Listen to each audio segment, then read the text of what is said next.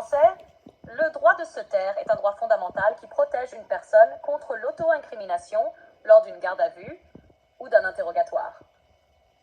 Ce droit est garanti par la Constitution et par plusieurs instruments juridiques, comme la Déclaration des droits de l'homme et du citoyen de 1789, ainsi que la Convention européenne des droits de l'homme. Il est également un élément clé des droits de la défense. L'utilité du droit de se taire. 1. Protection contre l'auto-incrimination. Le droit de se taire permet à une personne de ne pas se dénoncer elle-même pendant un interrogatoire. Par exemple, un suspect n'est pas obligé de répondre à des questions qui pourraient l'incriminer. Cela protège le principe selon lequel personne ne doit être contraint de participer à sa propre condamnation. 2. Prévenir les abus. Ce droit est une garantie contre les abus de la police ou de la justice, en particulier dans les situations où des individus pourraient être soumis à des pressions ou à des manipulations psychologiques pour avouer un crime qu'ils n'ont pas commis. 3. Préservation de la dignité. Il protège aussi la dignité de la personne en l'empêchant d'être forcé de s'exprimer dans une situation potentiellement oppressante ou de faire des aveux sous contrainte. Les conséquences du droit de se taire.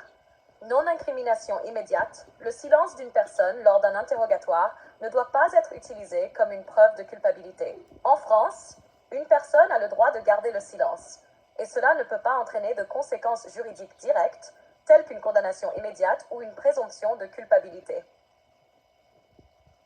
2. Impossibilité d'utiliser le silence contre l'individu.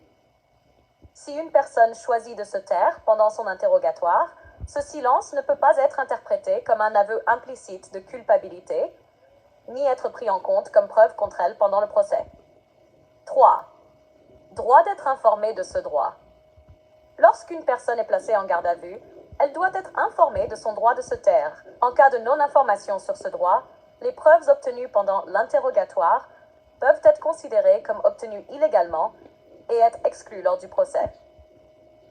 4. Conséquences sur la procédure judiciaire. En revanche, le fait de se taire peut avoir des conséquences indirectes. Par exemple, le juge peut interpréter le silence du prévenu comme un manque de coopération. Cependant, cela ne constitue pas une preuve de culpabilité en soi. Conclusion, le droit de se taire est une garantie fondamentale en droit français, permettant de protéger les individus contre les abus et de garantir un procès équitable. Ce droit est au cœur de la présomption d'innocence, et son respect est essentiel pour assurer que les procédures judiciaires ne violent pas les droits de la défense.